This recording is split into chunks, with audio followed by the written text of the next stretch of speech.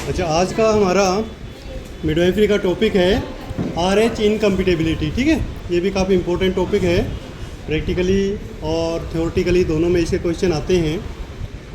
Short note भी आ सकता है और बड़ा क्वेश्चन भी आ सकता है कि क्या उसका मैनेजमेंट होगा, क्या नर्सिंग केयर होगी। ठीक है, और कई बार ये जो क्वेश्चन है वो इस टाइप से भी एग्ज़ाम में आता है, जैसे यहाँ लिखा हुआ है ना, वाई NTD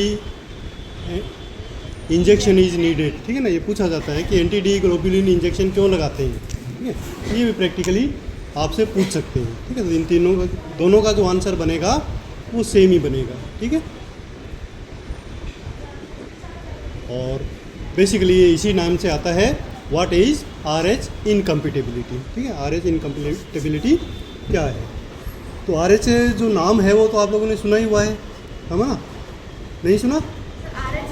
RH फैक्टर वही है ना, ब्लड ग्रुपिंग वाला जो सिस्टम होता है ना, ABO और RH। ठीक है, वही है। यहाँ पर भी वही सिस्टम है, बट RH इनकम्पिटेबिलिटी क्या है और मिडवाइफरी में इसको क्यों पढ़ते हैं वो अब आज इस क्लास से आपको देखने को मिलेगा। ठीक है, RH इनकम्पिटेबिलिटी क्या है। The problem of RH incompatibility occur when the husband is RH positive and wife is RH negative. तो सबसे पहला जो आंसर आपके पास बनता है, नॉट अगेन RH इनकम्पिटेबिलिटी क्या है। तो जब भी ये क्वेश्चन आए तो सबसे पहले माइंड में ये आना चाहिए कि किसको ये बताना है। ठीक है ना, जब हम कम्युनिटी मेडिसिन करते हैं या हॉस्पिटल में होते हैं तो सबसे पहले ये क्वेश्चन आएगा कि यदि जो कपल है उसमें वाइफ RH नेगेटिव है और हस्बैंड RH पॉजिटिव है तो ही इसकी क्वेश्चन आएगा इनकम्पिटेबिलिटी का, अदरवाइज नहीं आएगा, है ना। यानी वो एक दूसरे के लिए कंपिटेबल RH के मामले में नहीं है। ठीक है, तो ये हो जाएगा इनकम्पिटेबिलिटी। RH इनकम्पिटेबिलिटी में रिजल्ट इन HDN। अब इससे होगा क्या, अगर इनकम्पिटेबिलिटी है तो HDN हो सकता है, मतलब हीमोलाइटिक डिजीज ऑफ न्यूबॉर्न। तो जो न्यूबॉर्न बेबी है उसमें हीमोलाइसिस हो सकता है, जो RBCs हैं वो टूट सकती हैं, इवन डेथ तक हो सकती है। ठीक है ना, काफ़ी चांस होते हैं कि उसमें डेथ हो जाएगी। ठीक है, वो सीवियरिटी पे डिपेंड करेगा। HDN is a life threatening situation और कंडीशन ऑफ द न्यूबॉर्न। ठीक है, तो RH इनकम्पिटेबिलिटी प्रिकर्सर है, मेन है, और उससे हो जाता है HDN। RH incompatibility result in HDN only after first pregnancy और फर्स्ट एबॉर्शन। ठीक है, तीसरा पॉइंट इसमें इंपॉर्टेंट आता है कि ये कब होगा। अगर मान लो इनकम्पिटेबिलिटी है तो पहली प्रेगनेंसी हमेशा सेफ होगी।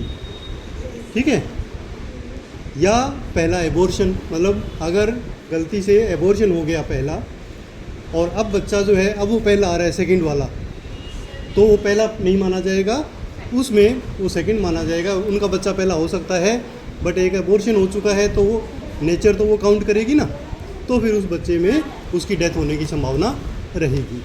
तो इन खतरनाक सिचुएशन से हम कैसे बचें, कैसे समझें, वो इस आज के चैप्टर में हम कवर करेंगे।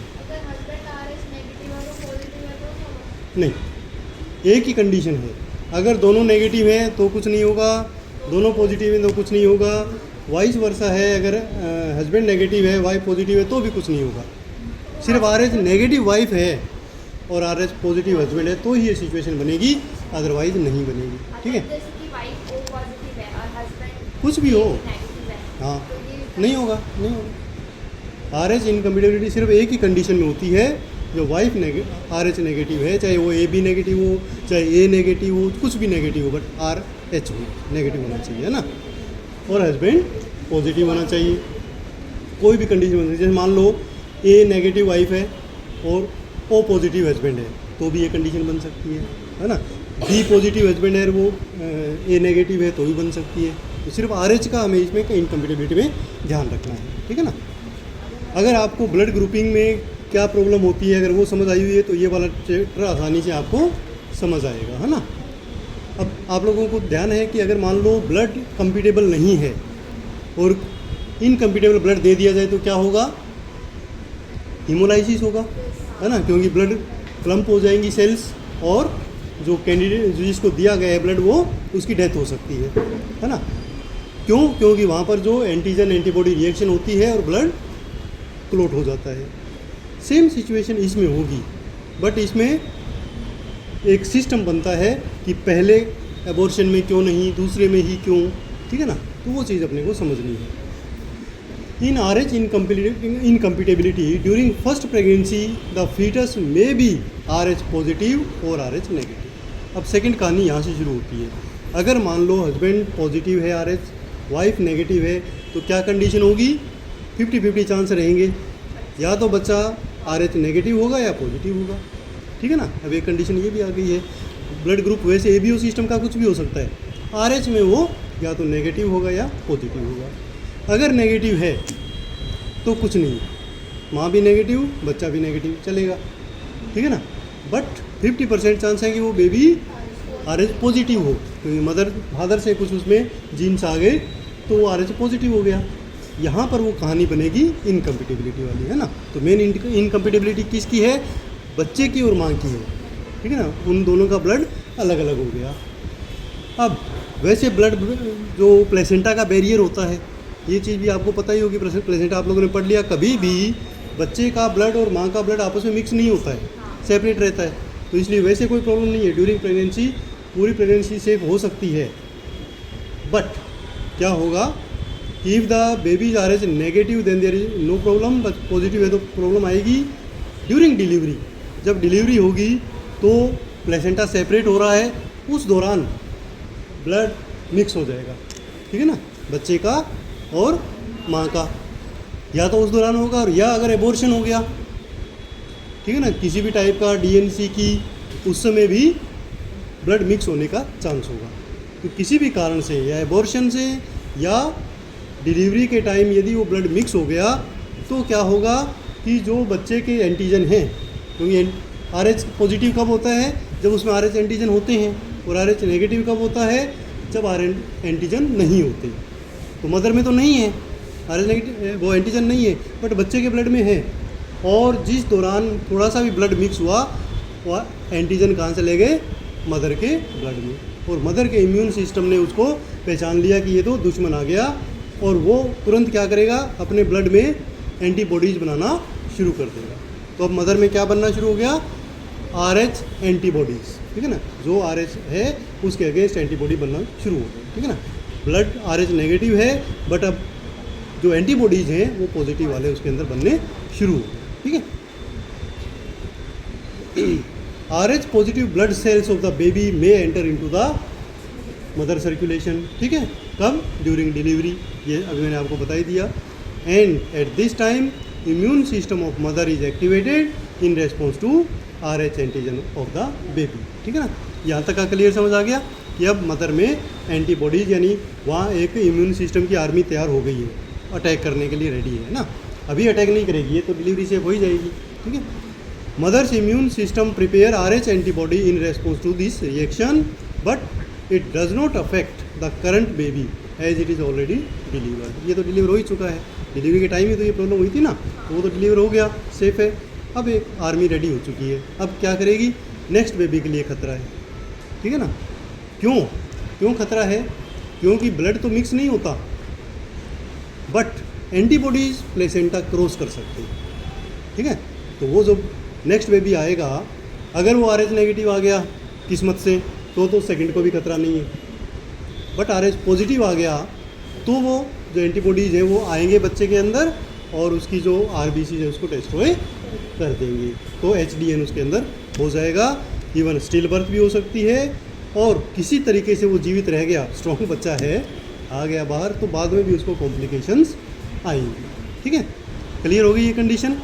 कब होगा, कब नहीं होगा?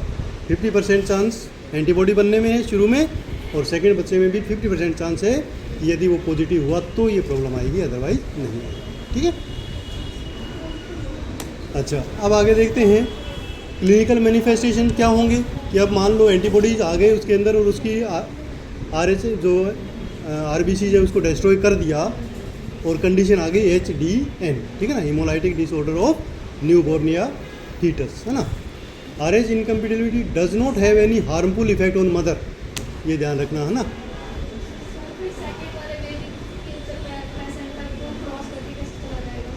क्योंकि जो एंटीबॉडीज़ हैं वो हमेशा क्रॉस कर सकते हैं, बट एंटीजन नहीं कर सकता। एंटीजन का साइज़ बड़ा है, तो वो नहीं जा सकता, बट एंटीबॉडी आ सकते हैं।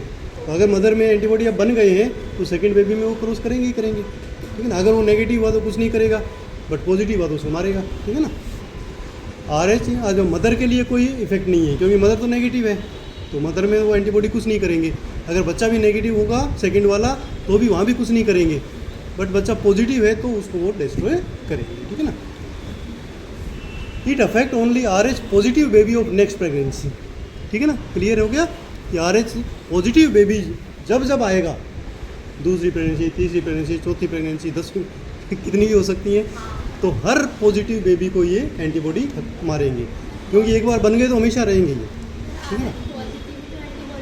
हाँ, RH पॉजिटिव के अगेंस्ट बनी, ठीक है ना। RH नेगेटिव ब्लड के अंदर जो RH के अगेंस्ट एंटीबॉडीज बनी है, ठीक है ना, तो वो उसको डिस्ट्रॉय करती है। जो जो RH पॉजिटिव ब्लड आएगा उसको वो मारेंगे, ठीक है ना। नोट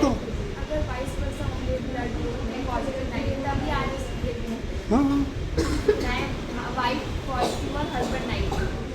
वाइफ पॉजिटिव वाले में तो ये कंडीशन आएगी नहीं, क्योंकि बेबी तो मदर के वोम में है ना, फादर के तो उसमें है नहीं। अगर फादर के यूट्रस होता तो वहाँ भी हो जाता, ठीक है ना, लागू नहीं होगा। हाँ, मदर का नेगेटिव। अगर मान लो आप जैसे हेल्थ एजुकेशन देते हैं, तो जो RH नेगेटिव लड़कियां हैं, ठीक है ना, बहुत सारी होंगी, उनको ये ध्यान रखना है कि उनका हस्बैंड RH पॉजिटिव ना हो। तो ये जो जेनेटिक काउंसलिंग करते हैं ना, प्री मैरिटल काउंसलिंग, उसमें भी ये बताते हैं, या तो वो ना हो, अगर हो अच्छा लड़का है, शादी करनी है, अगर हो तो क्या करेंगे, जेनेटिक काउंसलिंग करेंगे, और प्री प्रेगनेंसी भी गायनेकोलॉजिस्ट से सलाह लेके और इंजेक्शन लगा सकते हैं एंटी-D वाला, जो भी हम आगे देखेंगे, वो लग जाए तो बच्चा सेफ है, ठीक है। वाइफ का नेगेटिव होना जरूरी है। अगर वाइफ पॉजिटिव है तो कोई दिक्कत नहीं, जो पॉजिटिव है आप में से उनको कोई खतरा नहीं है, ठीक है ना, तो भी कोई खतरा नहीं है, कोई दिक्कत नहीं, क्योंकि जो बच्चा है वो ब्लड किस से साथ मिक्स हो रहा है उसी का ही देखा जाता है। तो ब्लड तो मदर के साथ ही मिक्स होगा, तो मदर ही नेगेटिव होगी तो दिक्कत है ना। ओके, ड्यूरिंग सब्सीक्वेंट प्रेगनेंसी, अब क्या होगा, बातें नहीं, डिसीजन बाद में कर लेना। इस वीडियो को बार बार देखोगे तो आपको और ज़्यादा चीज़ें क्लियर हो जाएंगी, ठीक है ना। ड्यूरिंग सब्सीक्वेंट प्रेगनेंसी, आगे जो प्रेगनेंसी आएगी, if the baby is RH positive, then RH antibodies from the mother can cross the placenta, ठीक है ना, जो बैरियर है उसको क्रॉस करेंगी, and RH positive cells of the baby are destroyed by RH antibody in the mother. तो antibody mother के आए बच्चे के अंदर, और वहाँ जो RH पॉजिटिव सेल्स हैं उनको डिस्ट्रॉय कर दिया, है ना। This condition is known as HDN, haemolytic disease of newborn और फीटस, दोनों को हम HDN ही कहेंगे। अच्छा, ये एग्जाम में HDN के नाम से भी आ सकता है, शॉर्ट नोट है ना, तो उसमें भी आप समझ जाना कि ये क्या चीज़ है। HDN results in anaemia, jaundice in the foetus and even death में, ठीक है ना, एबॉर्शन भी हो सकता है, स्टिल बर्थ हो सकती है। If the baby is able to survive, then newborn will have severe anaemia and jaundice, ठीक है, न्यूबॉर्न को भी सीवियर एनीमिया और जॉन्डिस होगा। अगर मान लो जांच नहीं हुई है, किसी भी तरीके से बच्चा बच गया है, और बाद में आपको देखते हैं कि वो बेबी जो है वो सीवियर जॉन्डिस और एनीमिया वाला है, ठीक ही नहीं हो रहा। वैसे तो अगर जॉन्डिस नॉर्मल भी होता है, आप लोगों को पता ही है ना, तो वो 7-8 दिन में अपने आप सही हो जाता है, बट नहीं हो तो बढ़ता जाए, तो इसका मतलब उसको ये प्रॉब्लम है HDN वाली, है ना। If the mother have back to back abortions, अगर मान लो आपके सामने एक ऐसी लेडी आती है जिसको बार बार एबॉर्शंस हो रही है, पहला बच्चा ठीक हो गया था और अब तो हर बार एबॉर्शन हो रहे हैं, ठीक है, तो देन द कॉज में भी RH इनकम्पैटिबिलिटी। तो ये इसके बारे में भी सोचना चाहिए कि चलो ब्लड टेस्ट करा लो दोनों का, है ना, उससे भी चीज़ क्लियर हो जाएगी। It should be clear in our mind that first born baby are not affected by this problem, या तो फर्स्ट बोर्न बेबी हो या एबॉर्शन हुआ हो, ऑटोमेटिक हो गया हो या करवाया हो, है ना, दोनों तरीके से। इट शुड बी, अच्छा, but the problem unless the mother have past history of abortion और मिसकैरीज, ठीक है ना, या तो मिसकैरीज की हिस्ट्री हो या एक बेबी उसको हो, उसी को ही ये प्रॉब्लम होनी है। और RH positive children of later pregnancy will be affected by RH incompatibility, ठीक है ना। तो फ्यूचर प्रेगनेंसी में जो भी RH पॉजिटिव बच्चे होंगे वो सारे वो हो सकते हैं। अब वैसे तो थ्योरेटिकली तो 50% है, बट हो सकता है उस लेडी के हर बच्चा वो 50% वाली कैटेगरी में आ रहा हो, सारे के सारे यानी 100% उसके बच्चे पॉजिटिव ही हो सकते हैं, है ना। तो हर बच्चा अफेक्टेड होगा, इसलिए हमें इसका सॉल्यूशन चाहिए, ठीक है। अब सॉल्यूशन क्या है वो हम इसको आगे देखेंगे, कैसे प्रिवेंट कर सकते हैं इस प्रॉब्लम को। Development of RH antibody in RH negative mother can be prevented, ठीक है ना। अब जो RH नेगेटिव वाले बच्चे हैं वो भी सुन लो, है ना, कि बच सकते हैं, ठीक है। और ये हम आगे सलाह भी दे सकते हैं जिसके भी घर में RH जो फीमेल बच्चियां हैं नेगेटिव वाली, तो उनको क्या करना है कि RH एंटीबॉडी कब बनेगा, जब RH एंटीजन जाएगा, ठीक है ना। बट RH जो एंटीजन होता है और RH जो एंटीबॉडी हमारी जो इम्यून सिस्टम बनाता है, तो वो तब बनाता है जब एंटीजन उसके पास जाएगा। बट हमारे पास एक ऐसा साइंटिस्ट ने एक सॉल्यूशन ढूंढ लिया है कि एक इंजेक्शन बना दिया है इम्यूनोग्लोबुलिन, वो अगर दे देंगे तो वो एंटीजन के साथ बाइंड कर जाएगा, हमारे इम्यून सिस्टम के वहाँ पहुँचने से पहले वो एंटीजन को पकड़ लेगा। अब इन दोनों की दोस्ती हो गई, अब ये एंटीजन उसको टच नहीं कर पाएगा और जो एंटीबॉडीज़ हैं वो नहीं बन पाएंगे, ठीक है ना। तो जितने भी एंटीजन होंगे उनके साथ वो वैक्सीन बाइंड कर जाएगा, उसको अकेला नहीं रहने देगा, ठीक है ना। तो एंटीजन अकेला नहीं है तो वो एंटीबॉडी नहीं बनेंगे, ठीक है। अच्छा, इसमें क्या है कि RH अब क्या करेंगे, ये जो RH एंटीबॉडी इंजेक्शन है ये मार्केट में आता है, ये हम मदर को दे देंगे। कौन सी वाली को? RH नेगेटिव वाली मदर को, ठीक है ना। फर्स्ट प्रेगनेंसी में ही दे दो, क्योंकि अब पता है कि RH नेगेटिव है और हस्बैंड पॉजिटिव है तो देना है। अगर दोनों नेगेटिव हैं तो देने की ज़रूरत नहीं है, ठीक है ना। अगर हस्बैंड पॉजिटिव है तो देना है। तो क्या होगा, कब देंगे? First dose is given around 8th week and second dose is given within 72 hour of the delivery और एबॉर्शन, ठीक है। तो जैसे ही पता लगे RH नेगेटिव लेडी आई है, उसका हस्बैंड पॉजिटिव है, तो 8वें वीक में ही उसको पहला इंजेक्शन एंटी-डी लगा देंगे, ठीक है ना। तो जो गायनेकोलॉजिस्ट होती हैं इसीलिए कहते हैं कि अर्ली रजिस्ट्रेशन कंपलसरी है ऐसी प्रॉब्लम से बचने के लिए। अब रजिस्ट्रेशन के लिए जाएंगी तो गायनेकोलॉजिस्ट अपने आप ही उसको इंजेक्शन लगवा देंगी, ठीक है ना, हिस्ट्री लेके। और सेकेंड कब देना है? 72 hour after delivery, within 72 hour as early as possible after delivery, ठीक है ना, सेकेंड इंजेक्शन। तो 2 इंजेक्शन उसके लगेंगे, है ना। This injection is known as RH immunoglobulin injection, ठीक है ना। इसको क्या कहते हैं? RH इम्यूनोग्लोबुलिन इंजेक्शन कहते हैं या एंटी-डी इम्यूनोग्लोबुलिन कहते हैं। तो ज़्यादातर इसको एंटी-डी के नाम से बोल देते हैं ना कि एंटी-डी लगा दो, है ना। तो एंटी-डी इम्यूनोग्लोबुलिन इंजेक्शन है। ये इंजेक्शन मदर में एंटीबॉडी नहीं बनने देगा, ठीक है ना। तो एंटीबॉडी जब बनेंगे नहीं तो नेक्स्ट प्रेगनेंसी भी सेफ हो जाएगी, ओके। अब अगेन वही प्रॉब्लम आएगी, नेक्स्ट प्रेगनेंसी में फिर यदि RH पॉजिटिव बच्चा है तो फिर से इंजेक्शन लगेगा, ठीक है ना। तो फिर ये जेनेटिक काउंसलिंग जो फैमिली काउंसलिंग कराएंगे तो कह देंगे चलो 2 बच्चे हो गए, अब और मत करना, ठीक है ना। हाँ, 1 बच्चा भी है तो भी सही है, 1 बच्चा है तो फिर ज़रूरत ही नहीं है ना। फिर भी हम फर्स्ट वाले में ही लगा देते हैं क्योंकि कब मन कर बदल जाए 2 बच्चे करने का, इसलिए लगा देते हैं। This injection is also given after abortion, यदि कोई एबॉर्शन हो गया, ठीक है ना, तो भी लगाएंगे, चाहे वो फर्स्ट है बच्चे के बाद है या बच्चे से पहले है। कभी भी नेगेटिव वाली मदर और उसका हस्बैंड पॉजिटिव है और एबॉर्शन हो गया है तो जस्ट आफ्टर एबॉर्शन ये इंजेक्शन लगाना है, ठीक है ना। एबॉर्शन पे भी लगाना है और अगर प्रेगनेंसी है तो भी लगाना है, ठीक है, क्लियर। तो नहीं लगेगा, तो ज़रूरत ही नहीं है, ठीक है ना। तो इनकम्पिटेबल नहीं है, क्योंकि 100% अगर दोनों नेगेटिव हैं तो बच्चा नेगेटिव ही होगा। बच्चा पॉजिटिव होने के कम चांस होते हैं जब दोनों में से एक पॉजिटिव हो, तब वो होगा, है ना। RH इम्यूनोग्लोबुलिन, जैसे मैंने अभी आपको बताया था कि ये कैसे रोकता है, तो RH immunoglobulin bind with the RH antigen, जो बच्चे का RH एंटीजन होता है उसके साथ वो अटैच कर जाता है और हमारा इम्यून सिस्टम फिर उसको रिकॉग्नाइज नहीं कर पाता, इसलिए वो नहीं बनता। तो अकेला रहेगा तो पहचान लेगा, है ना। And prevent mother's immune response to produce RH antibody, ठीक है ना। RH एंटीबॉडी नहीं बनेगी यदि हमने ये इंजेक्शन लगा दिया तो, ठीक है। तो ये सिंपल एक टॉपिक था, कई बार इस पे एग्जाम में क्वेश्चन आते हैं, तो इसको 1-2 बार आप और सुन लेना, समझ लेना, पढ़ लेना तो क्लियर हो जाएगा, ठीक है।